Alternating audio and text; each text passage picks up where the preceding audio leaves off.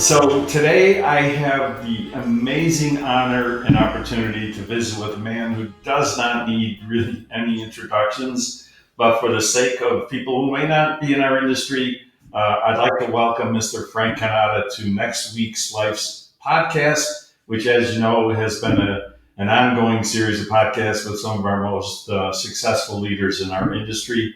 So, Frank, welcome to the show. We're thrilled to have you. Oh, thank you, Mike. It's nice to be with you.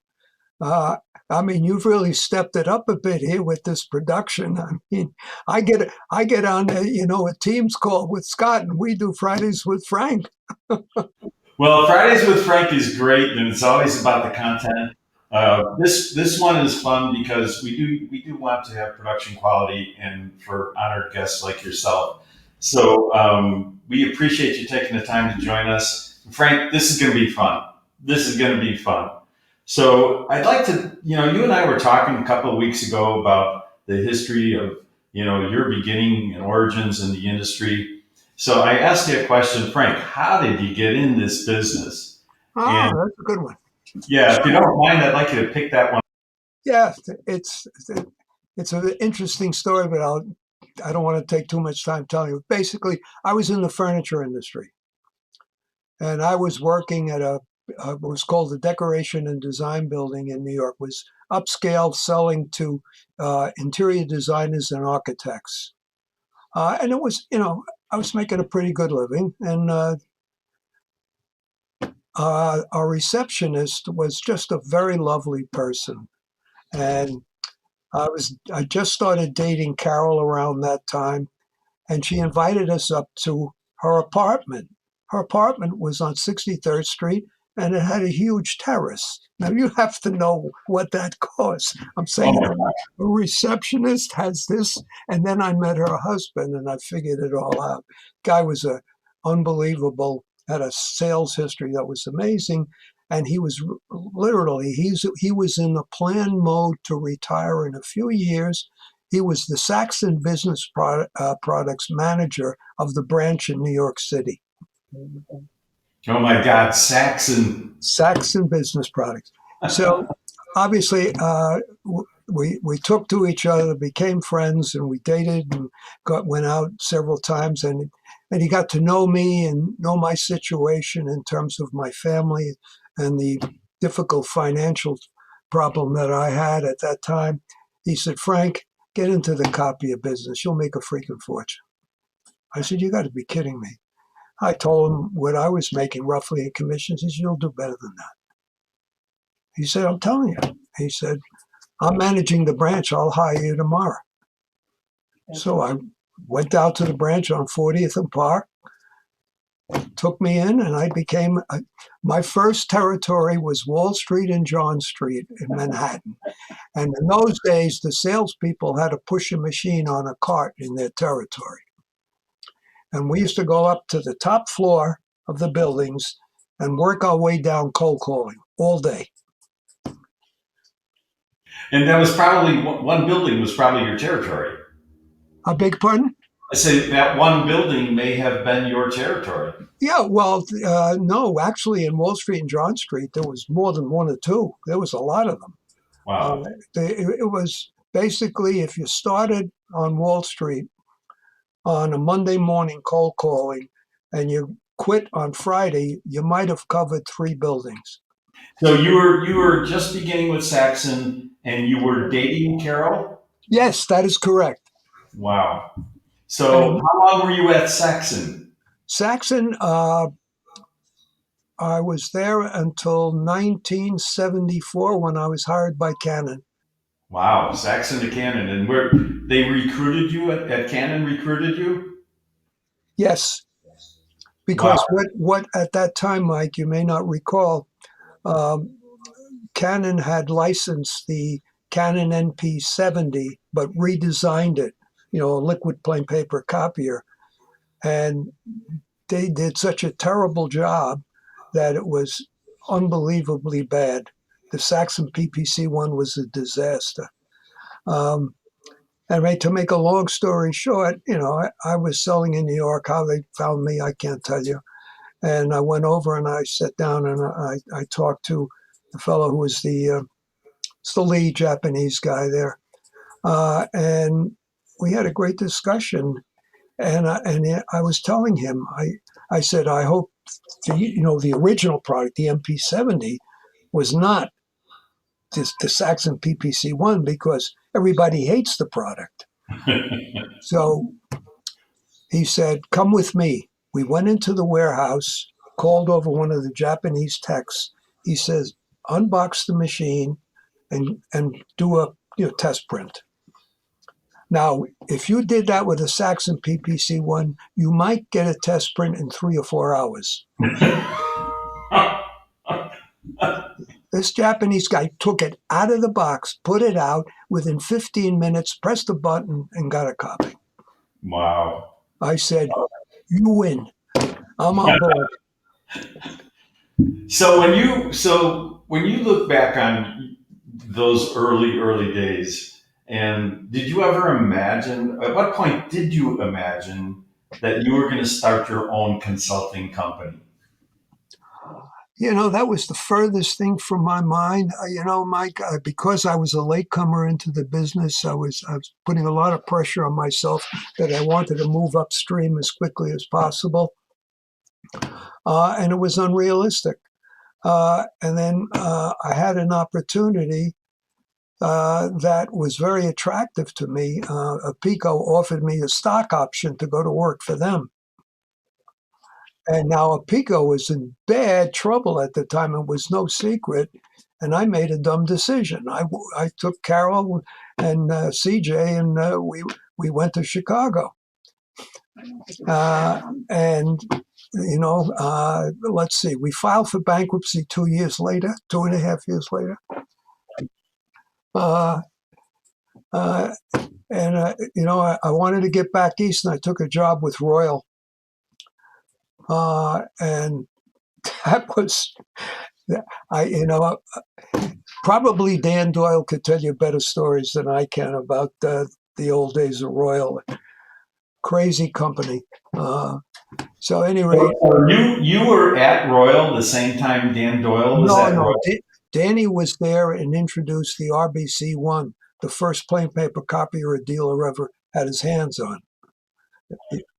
And that machine was a disaster for the same reason that the Saxon machine was, not because the mechanics, but because how they positioned it. I don't want to make Danny feel bad or say something he won't like, but they way overpriced the machine in terms of, and so when you know the story, you put a price level on a machine. Well, it's plain paper. It's got to be able to do some volume, particularly in those days. It couldn't. It wasn't designed for that. In Japan, the average volume was less than 2,000 impressions a month.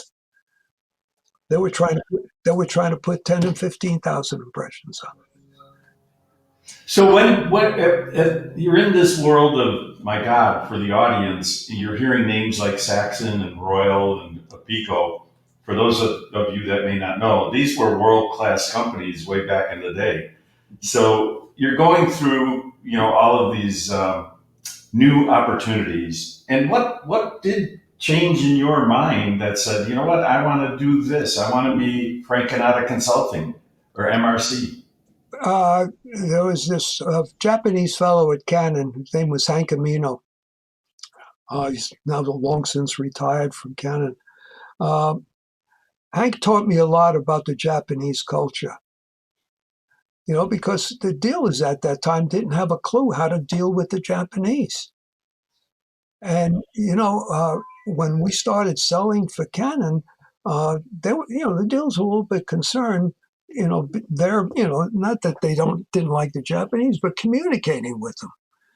And what Hank used to teach me was, we speak English, but our words mean something different. I said, Hank, you got to help me. So, like for instance, we would sit in a boardroom and go over the marketing plans to launch the MP70. and we're talking about we should do this, we should do that. Here's what we believe that we should do in a marketing effort, and then somebody would, after we go at it and not get a favorable response, well, I'm a salesman, I believe this is what we should do. I'm going to go back and try and sell it again. And then I learned what maybe meant in Japanese. To shut me up, they say, maybe we do that. So after the meeting, my friend Hank says, maybe means no.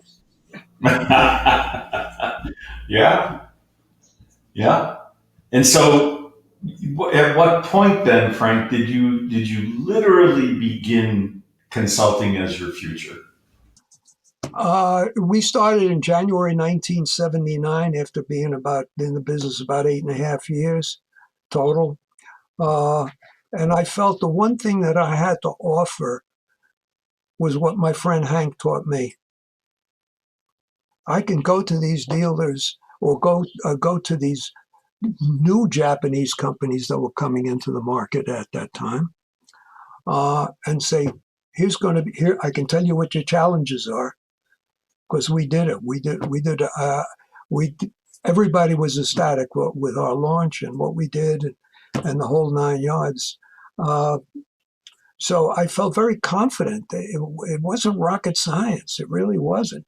And when with Canon, once I saw the performance capability that they could produce and at the price that they could deliver, I said, this is a winner. You and I both know it. Service people, the dealers would love it because the service contracts would be very profitable. So, and that was my initial point. I talked to Mita in those days. I talked to Konishiroko in those days. And my first client was Minolta. And I worked at Minolta. Yeah. So, Frank, if you don't mind my saying, Not at all. it's you just had your 90th birthday, and Yes. and we all say we love you and happy birthday. But that is an incredible career and an incredible life. And when you look back on the so many years in this business, and I want to come back to this, but who besides Hank were your biggest mentors, the people you appreciated the most that guided you? Well, Joe Castriani, I don't know if you remember Joe or not. Yep. Joe was my boss at Saxon, and I was always very fond of him. And he left Saxon to go to Sharp to introduce plain paper copiers for Sharp, and he became one of our clients. He was just a good guy. I mean, straight as an arrow. You couldn't get a lie out of this man if you put a gun to his head. And you know how tough it was in the business in those days. With what dealers were fighting with machines that were always breaking down, couldn't get the parts. When they got them, they had to pay them, and then the repair would take so long, and it was killing them. It really was really destroying their profitability. And in those days, you couldn't go back to the manufacturer. Well, the product's not working, so replace it. No, no, no, fix it. You fix it, your cost. You pay for the parts. So, Back in the day. yeah. So Joe Castriani and who else? Who else was mentoring you?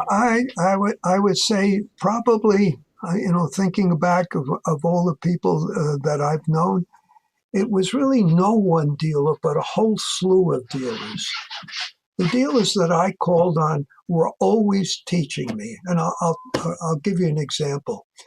Uh, when I was asked to do some DSM work for Saxon when I was there, I had to fill in for somebody in New York State, and one of the top dealers in New York State was a fellow by the name of Art Schaefer, and his name of his company was Business Services of Utica.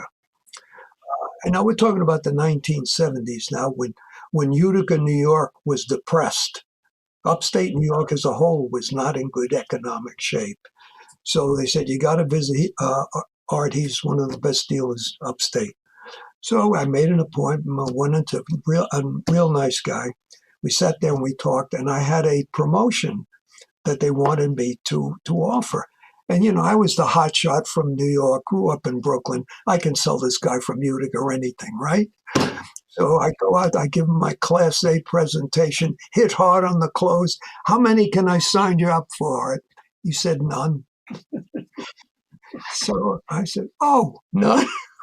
Oh, none. And I was dumbfounded. I never expected him to say no. So my next call was in Syracuse, and the New York State Thruway. You drive from Utica to Syracuse. It's the next town, maybe 30 miles, something like that. So I get in the car and I'm saying, he said, no, you're timid. And I'm saying, why did he say no? I should have asked him. I pull over into a rest stop. I call him. I said, Art, do you mind if I ask you a question? Frank, not on. You can call me anytime.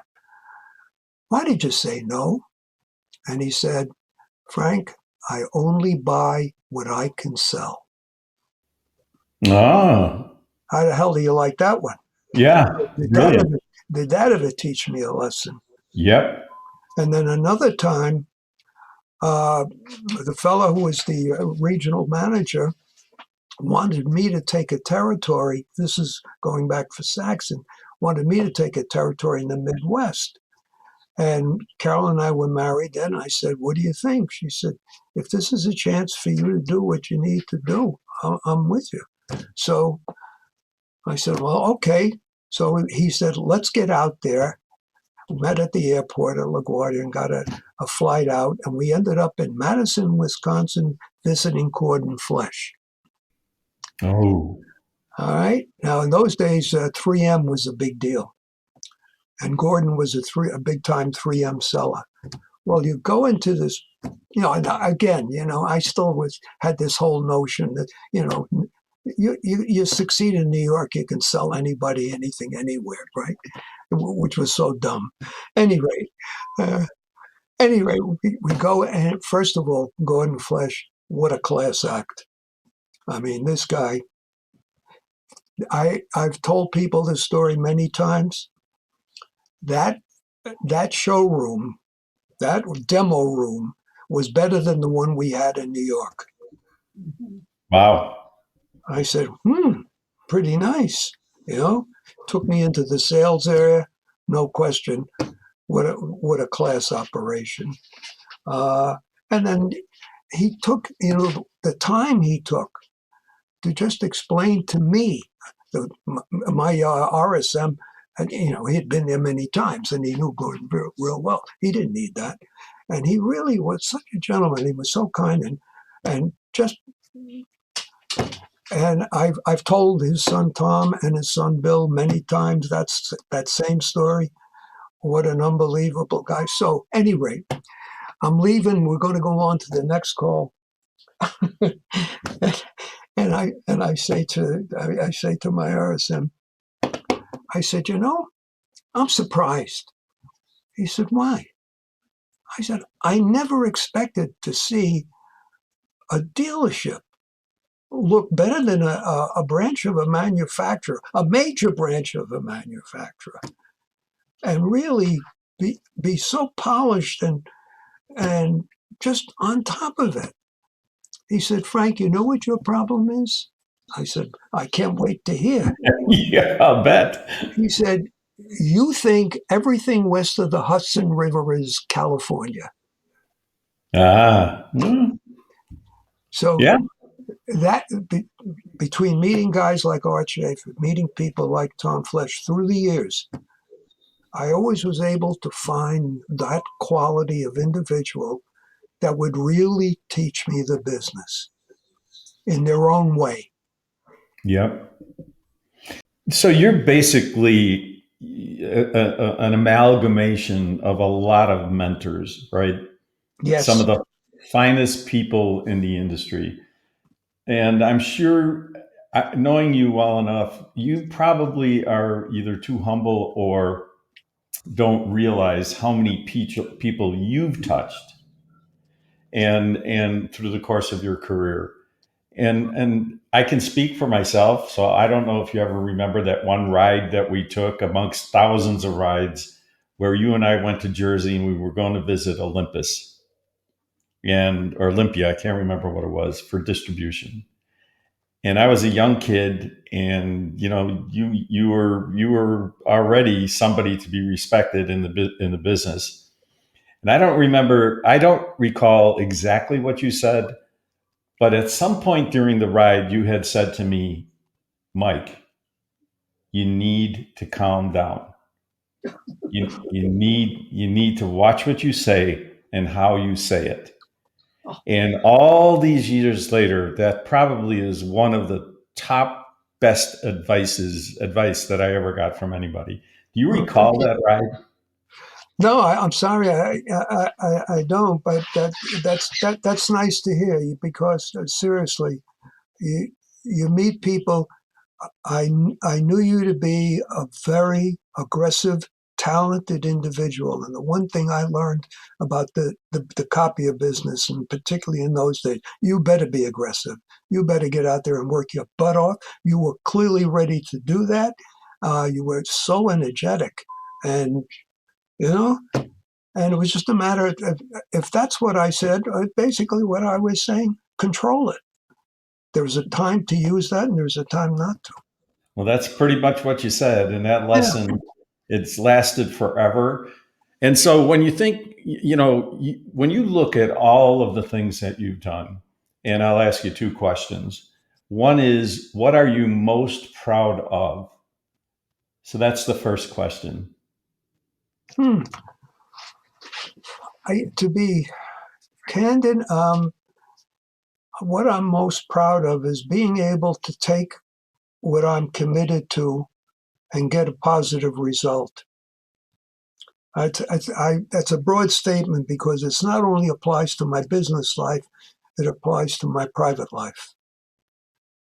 I get an interest and I love this business and it's always been my interest. And CJ, when he first joined us, he worked for Martha Stewart, and man, he put in the hours, and it was never a problem for him working. And he said to me, "Don't you ever stop?" He says, "I'm going to take a break." I said, "CJ, not a problem. This is what I do. Uh, and don't worry about it. You go off, and you feel you need a couple of days off. Go take your weekends. Go out, have fun. You're a young guy, and you should." But that was not me. I just wanted to do what I like to do. And the key was, and I just liked it more as I got to meet more people. Like we were talking just before about Lou Scantlin. Hmm. I mean, what a great guy. I mean, just amazing. Jerry Mathwick was another one. Yep. I mean, these guys, as you well know, quiet guys. I mean, there were no boasters. They didn't throw numbers around. I did this. I did. Now you would never hear that from those guys. But Right. they move mountains. So one of the things that I admire about you, among many, is your commitment to philanthropic organizations or charity organizations, and your commitment to veterans.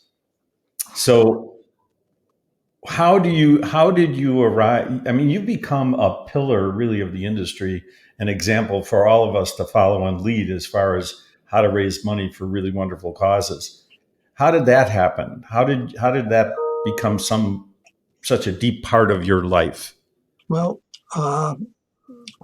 my mother and father were extremely generous, charitable people. And I was born during the Depression. Those were not the happiest of times. My dad was very fortunate. He built a business during the Depression that was very successful. So it wasn't that we were poor, but you had to be careful how you spent money in those days. And he had a good business. But they always found time to help other people. It was always amazing to me. My father had left a large family, brothers and sisters in Italy. And in that era, it was even worse in Italy than it was in the United States.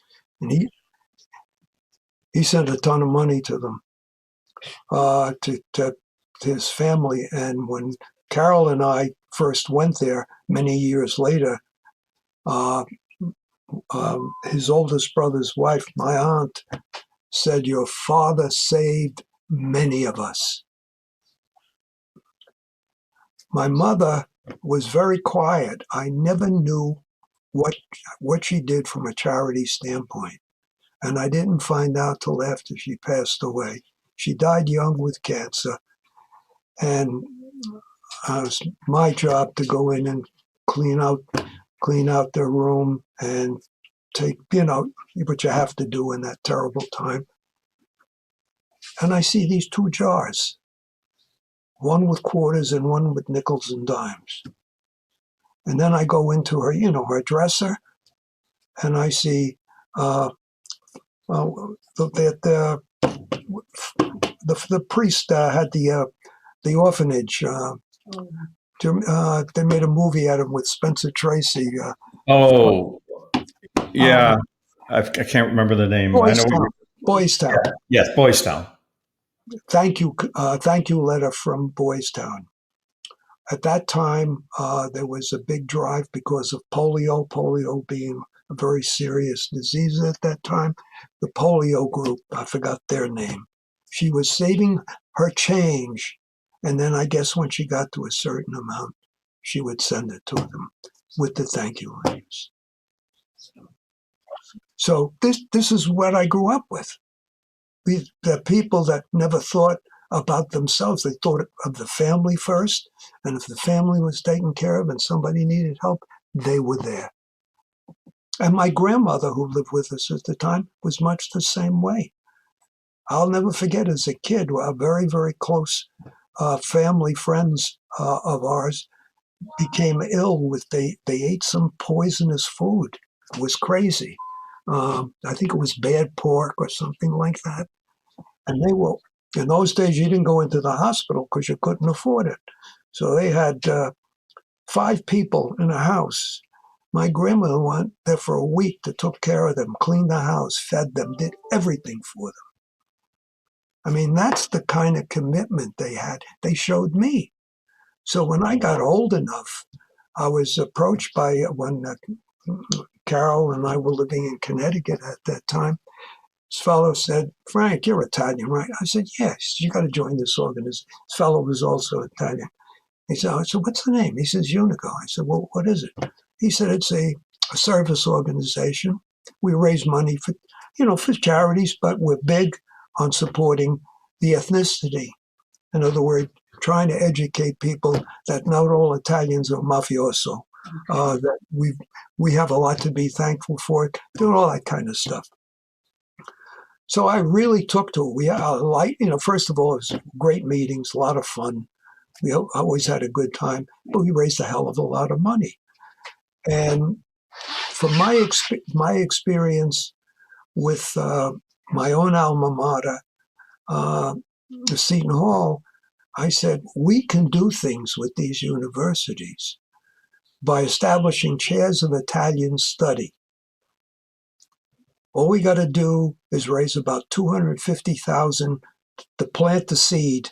And the first chair we established was at the University of Connecticut for Italian Studies. The second one was at Seton Hall. The third one was at Montclair State. The fourth one was at Hofstra. The fifth one was at SUNY Stony Brook. The sixth one was at Loyola in Chicago. And the seventh one, the University of California, Los Angeles. 7 chairs. Wow. Incredible. That to me was just unbelievable. And those chairs of study did what we had hoped that they would do, because at each one of those schools, they have a very strong curriculum on Italian studies, besides Italian language, Renaissance history, you name it. I look back at that time, and to me, I was so grateful that we could do that. And the best part of it, Mike, was, you know how it goes. You want to raise money for an Italian cause, you speak to Italians, right? Yeah. So Bart, Yeah. Bart Giamatti, you remember Bart Oh, Giamatti? yeah. Yes. He was the president of Yale at the time we were doing the fund for raising for the chair for UConn. One of the people on the committee said, I can get us an appointment with Bart Giamatti. He would be a great spokesman for us. I said, you betcha. Let's do it. So he made the arrangements. We ended up having lunch at Maury's there. And I was so disappointed when I left that guy. I said, I don't get it. Anyway, I'll tell you what he said to me, which wasn't very complimentary. I was all excited about giving him what we were doing, what we were planning to do beyond that, and the whole thing. He said, "You want to raise this is for UConn. You want to raise $1 million?" Yeah, I said, "That's the goal. Between the university ourselves, we're not going to do it all ourselves. We'll do our share, but the university with their development have to raise money too. So we're doing it together." He said, "Well, Italians are not very generous when it comes to charity." I wanted to punch him. Oh, I said, yeah. I I was don't like, blame you. I said, I said to myself, pal, we're going to do it. And we're going to do it way beyond what you did. And what we did at UConn, we not only established a chair, we established a full scholarship fellowship for a student who wants to major in Italian studies. Wow. So Unbelievable. that I took that kind of capability, that the ability to organize charitable drives, because I'm not boasting. I was one of the leaders. And I said, I didn't at first. I said, I don't know if we could do that in the business. I said, you know how difficult it is to try and raise money for charity, and to ask you're trying to get clients to work with you and so forth.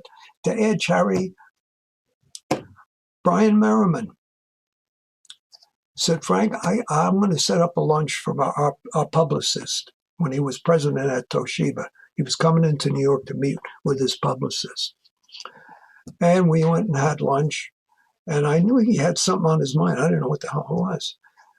So Brian had been coming to our dinners. In those days, we used to have them at the Marriott Marquis in New York. Brian was telling me about your dinner, and it's very nice. He said, "I'd like to offer a suggestion to you." I said, "Please, I'm open. What can you share with me?" He said, "Put a charitable component to it. It doesn't have to be the major thing. Just people going there, raise some money for a charity." I said, "And that works?" He said, "I just did it for Sony." Sony was one of his clients. He said, "We introduced a charity for, I think it was cancer, not cancer, heart, I think." He said, "It's been fantastic." Sony was telling him, "I don't like the response we're getting to this big dinner they had in New York every year." And they ended that charity. It changed the dynamic of the event. So that's when we started. We took our 14th annual dinner at the Marriott Marquis in 1998 for an organization on the Child Help USA, and we raised $35,000. Wow. So that's the way And it's done. now look at you. Millions. You've raised millions. Yeah, well, that's a long time ago. So you got 26 years of doing In- it. Incredible. So two kind of important, I think, comments and thoughts to get your ideas or thoughts.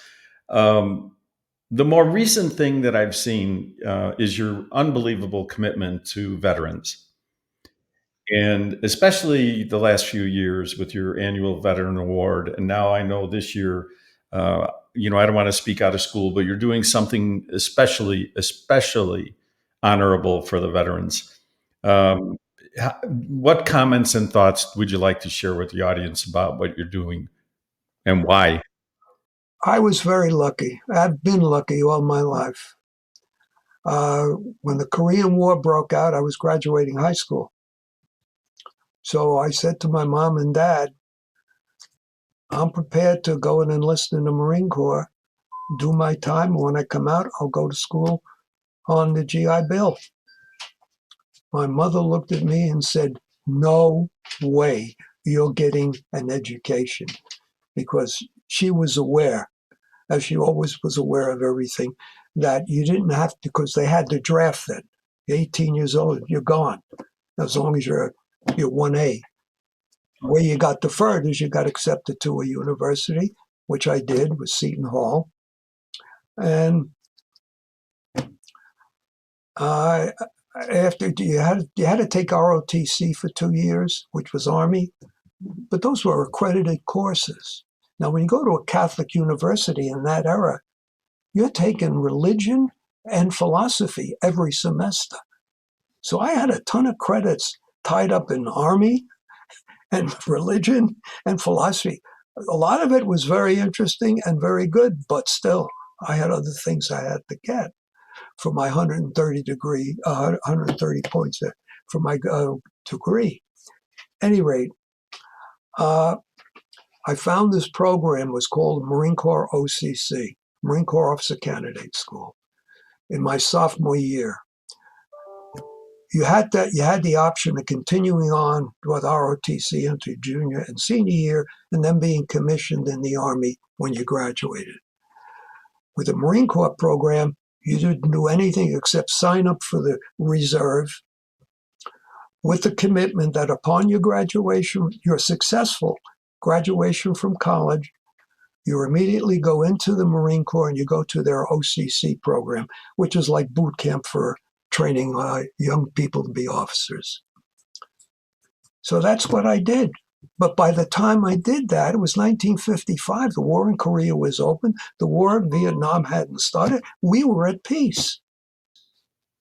Which was good Right? fortune, very good fortune, absolutely. Right? But I mean, you are a Marine. yeah. So we and again, just like the dealers who taught me so much, the career officers were fantastic, because when I went in, most of those guys had been in World War II. Just about all of them. I mean, that were any kind of like major and above. So every senior officer I met some guys who did some hairy things. One of the most famous battles for the Marines fought in Korea was at the Chosin Reservoir. The major who led a platoon to scout to prepare for the withdrawal, because the Chinese had come into Korea and were pushing everybody back, and they were looking for the best possible ways to retreat. They sent their, which is not unusual, their recon people out to figure out how the hell we're going to go. Doing that reconnaissance, this is in the mid-winter. They had to go through an ice-covered lake to get the path, to get the way that they had to go. And, and they're so modest. It's like, it's just incredible. This is what you do. So, Well, as a fellow veteran, I think I can safely speak for all the veterans. What you do at your gala and recognizing the veterans is absolutely incredibly appreciated by everybody, veteran or not. And what you're doing at the upcoming gala, I encourage everybody to go to the gala and participate in the executive awards, and certainly what Frank's doing with the veterans. And I'm very curious about this question. Since you've been incredible to everybody, I can speak for myself. I love you dearly. You've taught me more than any one person should have given me time. So I'm forever grateful. You've lived in this industry from the very beginning. And when you look forward, you're living through all of this right now, and you see all these changes and services and IT services and so on. And what message do you have, for the dealers of today and the young leaders of today? What's the one thing you would say based on all of your experience? How are you feeling about their future, and what would you say they should do? They've got to be open and receptive to change. They have to look at every technological advancement, such as AI, as an example. I know a lot will look at it and say, yeah, but it is the future. You can't deny the technological advances, because if you do, it'll go right past you and you will not be able to compete. It's that simple. So you got to make a commitment to stay abreast of what is going on so that you can compete. And not only that, but you, Mike, as well as I do, we're pitching diversification, diversification. Do something else. You can't get that same bang for the buck that you got out of A3 before, and you're losing it. So now you got to compensate uh, with some way in some other area. And again, there's been dealers that gave us the example. Roger King used to be the president of E.O. Johnson. Uh, I don't know if you knew Roger or not. Outstanding, just an unbelievable guy. And when CJ joined us 11 years ago, I said, CJ, the best way I learned this business was by visiting dealers. And you and I are going to go on a tour, and that's what we're going to do. And I want you to feel free, because the people we talk to will be happy to talk to you and share with you whatever it is they have to share. Roger was one of the people I called. And we went out there. First time we met Mary Jo Johnson, the owner, and we sat in the boardroom. And Roger explained, and he did it for CJ's benefit. He knew why we were there, explaining what E.O. Johnson's plan was then. This was 11 years ago. We feel that we cannot have a sustainable company going forward in 10, 15, 20 years. That's how far ahead they were thinking. So, okay, what's the plan? 50% of our revenue has to come from basic imaging, A3, A4, MPS, whatever that was at the time. Then you've got to have 50% coming from production print and something else.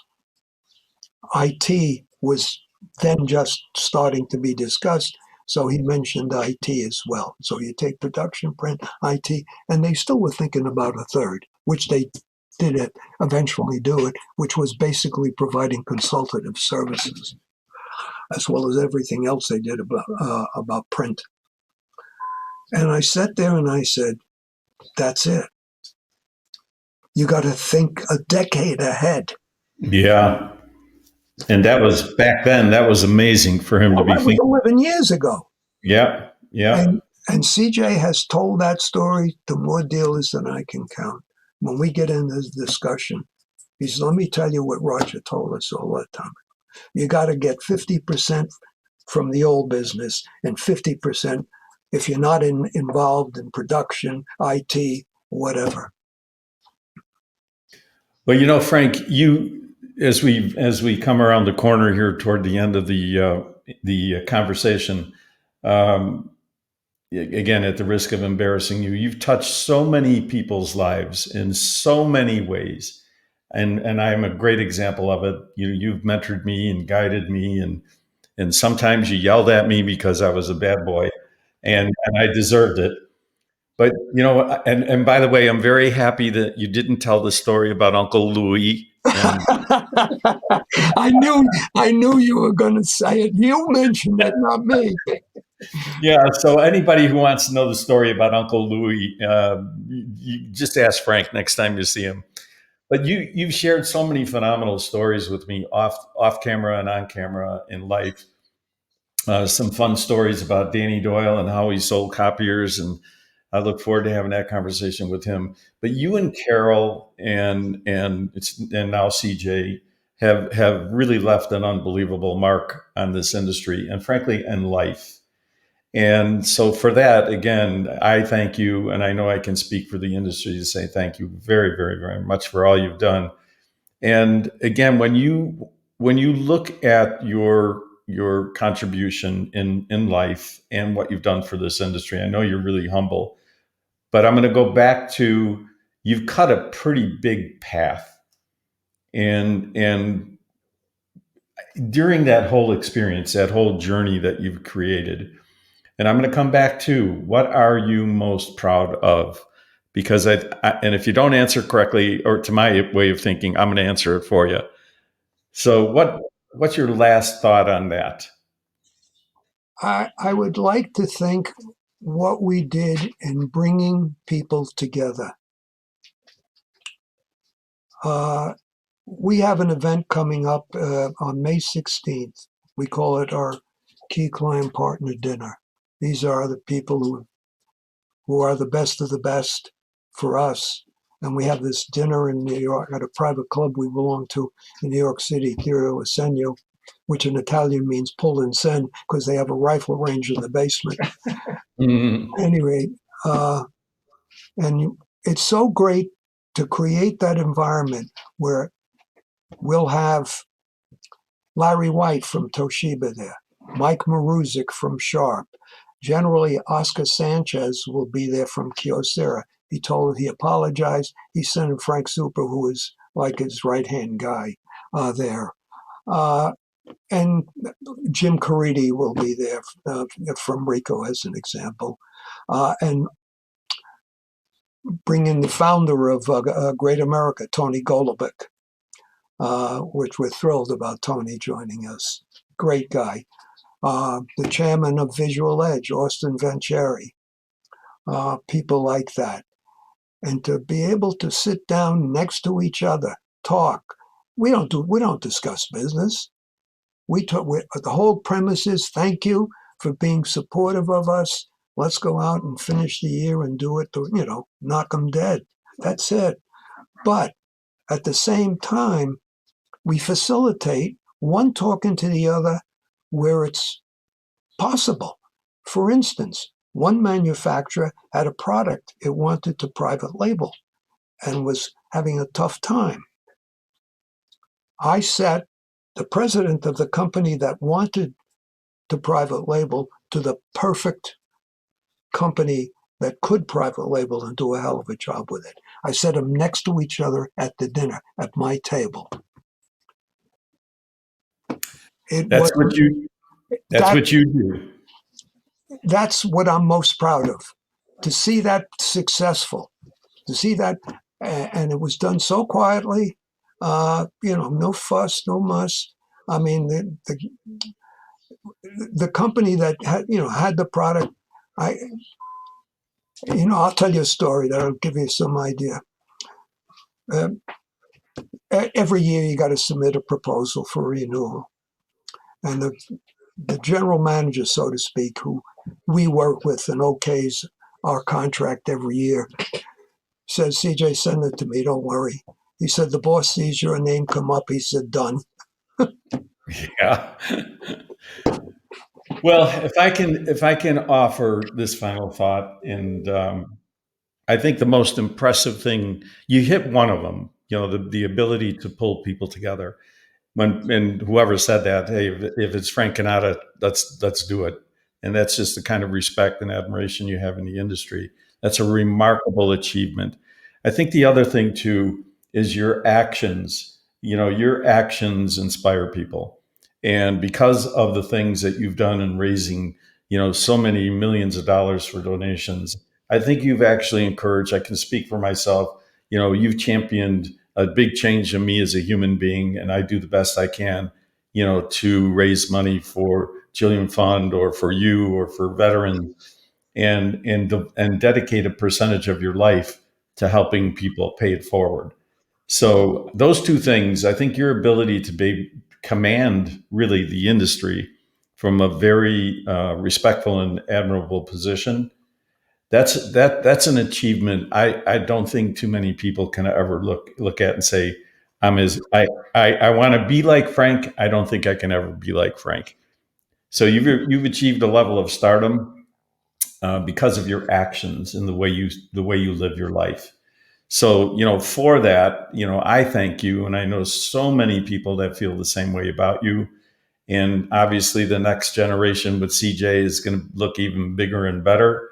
And if you don't mind my saying, I'm here for you anytime you need me. Happy, happy, happy birthday. Many, many, many more. I Thank look you. forward to seeing you at the gala. And thank you for letting me help with the veteran program. You got it. Good to So be with with that, you, Mike. Take care. you got it. Thank you very, very much, everyone. And thank you, Mr. Cannata. And thank you, Mr. Stramaglio.